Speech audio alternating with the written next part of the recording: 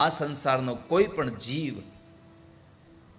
ભાગવતના શરણે આવશે તો એની જે પણ ઈચ્છાઓ હશે એને સંપન્ન કરવાની જવાબદારી મારી છે. આવું ભગવાન પોતે બોલ્યા છે.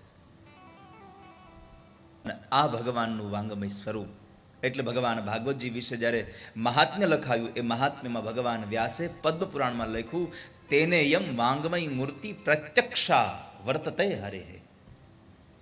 આ સામાન્ય ગ્રંથ નથી. અને જો કદાચ સામાન્ય પુસ્તક હોત તો હું તમને દાવા સાથે કહું છું કે ગામની બજારમાં તમે ચોકમાં માથા ઉપર લઈને નીકળ્યા જ ન હોત, અને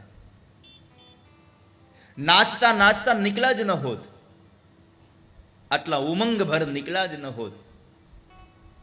અને આ પરમાત્મા છે એનું પ્રમાણ મારે તમને આપવું હોય તો એટલું જ આપી શકું કે કાળજાળ ગરમીમાં પણ તમે નાચતા નાચતા આવ્યા છતાં તમને કોઈને થાક ન લાગ્યો. એનું કારણ છે પરમાત્મા તમારી સાથે હતા.